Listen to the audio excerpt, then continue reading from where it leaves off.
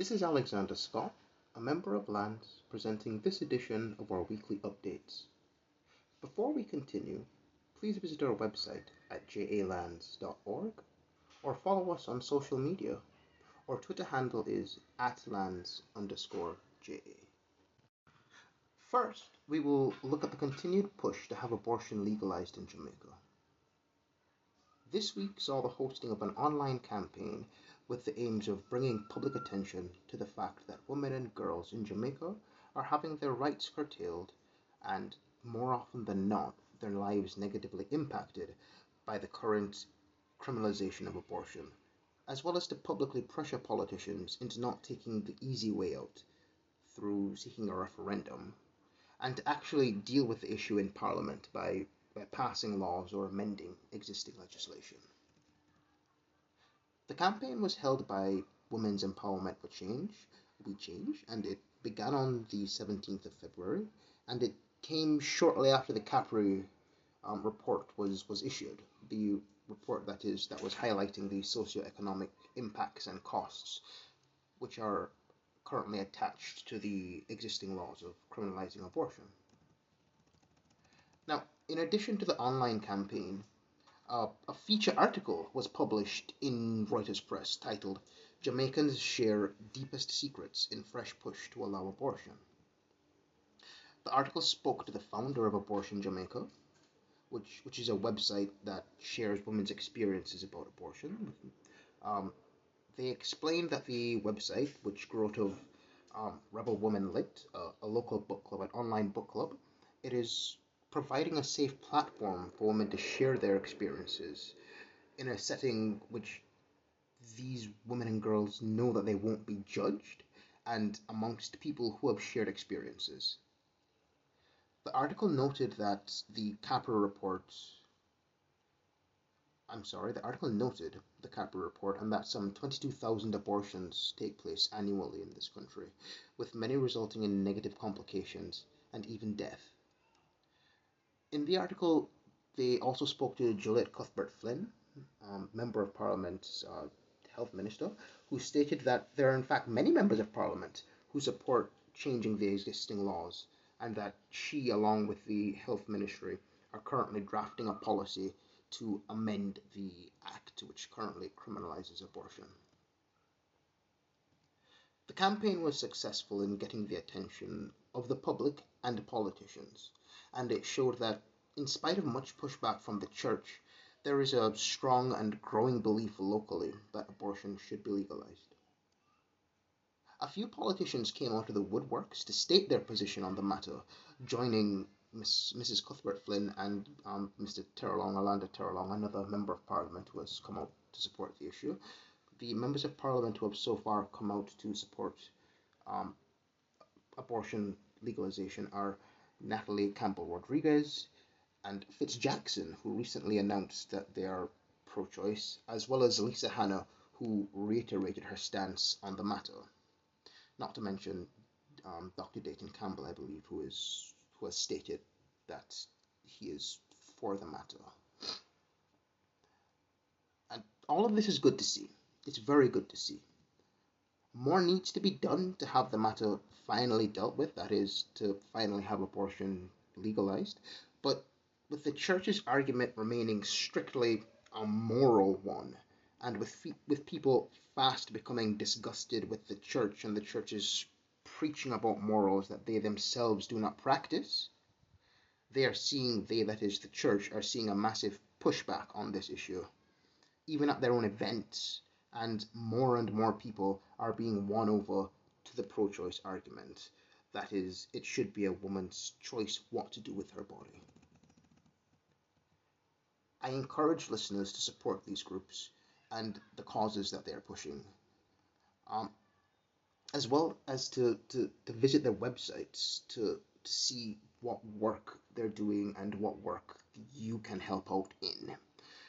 The website for We Change is We Change, that is WE Change, CHANGE.org, or you can visit them on Twitter. Their handle is @WeChangeJA, that is WE Change JA. The website for Abortion Jamaica is abortionjamaica.com, and their Twitter handle is @abortionjamaica. Rebel Women Lit can be found on Twitter. Their Twitter handle is @rebelwomenlit, and their website is rebelwomenlit.com.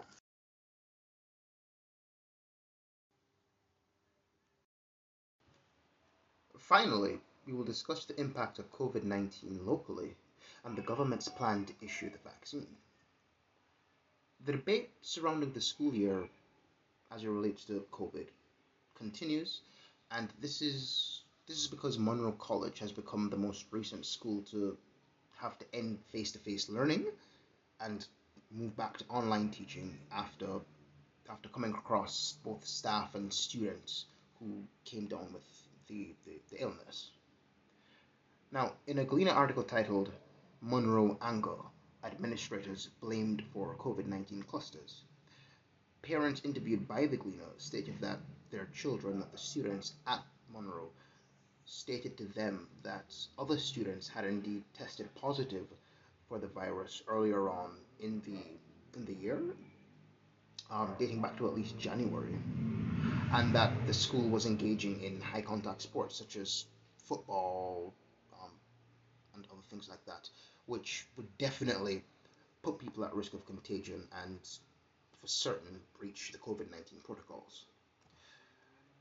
The parents were naturally livid that the protocols were this lax and that they themselves were not informed of the initial outbreak, or rather the speculation that there may have been an outbreak earlier on in the year. This comes as an Observer article titled Extend School Year was published, and it saw principals and teachers calling for the extension of the school year due to the ongoing pandemic. The article quoted 3 principals who, though differing on how exactly to go about extending the school year, that is, if it should be online or in person, they all agreed that the students were not adequately prepared for exams, that is, the 5th and 6th form students were not adequately prepared for the upcoming CXC exams, and that the lower schools have not had enough time to go through the syllabus and the curriculum and have it fully imparted upon them. As such, they are calling for an extended school year, which would eat into some of the summer holidays, so that the students would be fully prepared for exams and have enough time to go through the curriculum and have it fully taught to them. Now, as the state continues to finalize its COVID vaccine plan, it is not too late to include the teachers in the quote-unquote frontline workers set to be in the initial batch for vaccination, that is the initial 16%. With our students facing serious, and I mean serious, internet access issues, coupled with the very real issue of accessing the technology to get online, we think it would be both practical and relatively easy to include the teaching body among the first set of those being vaccinated.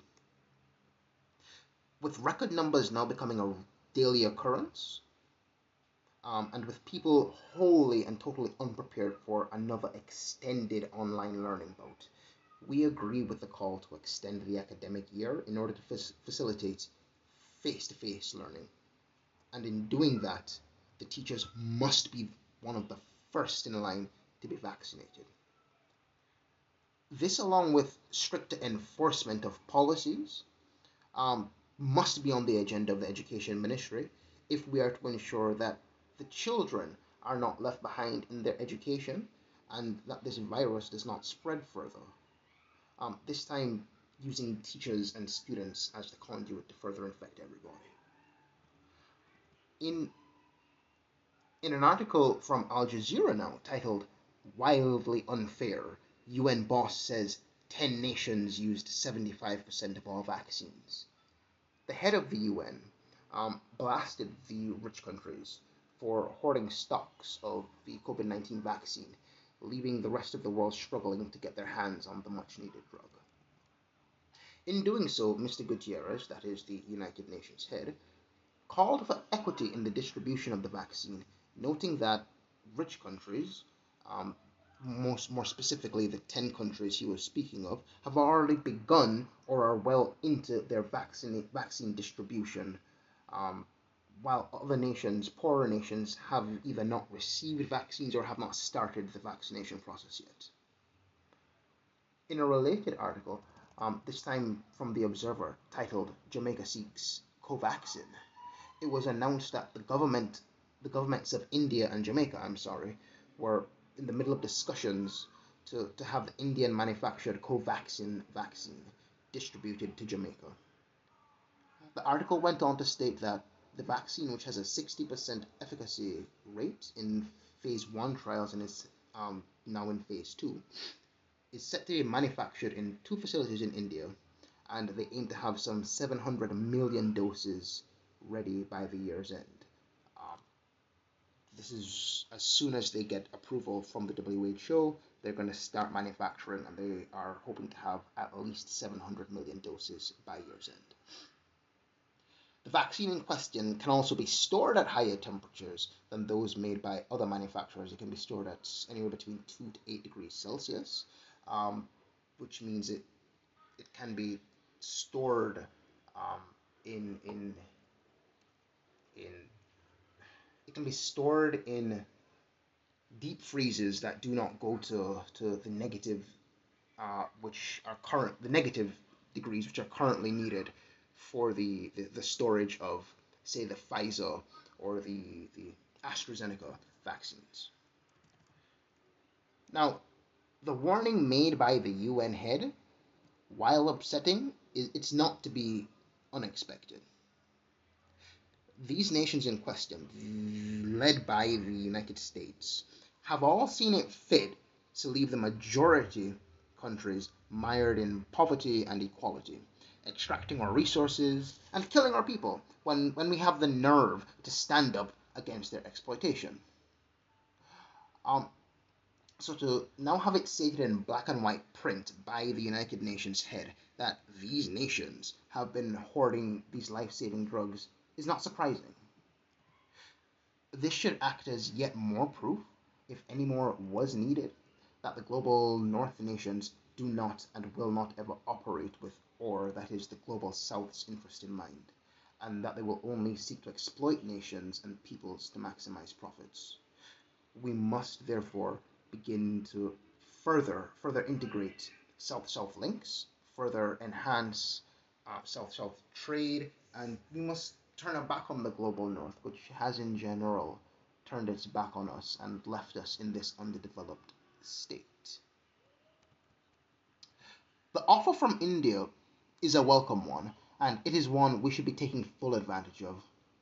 With nations like Barbados and other CARICOM members distributing Indian-made vaccines, we must move ahead with accepting and distributing not just this vaccine from India, but also the vaccines from Cuba, China, and Russia, wherever we can get vaccines in bulk and rather cheaply, we should be seeking to distribute them to our people.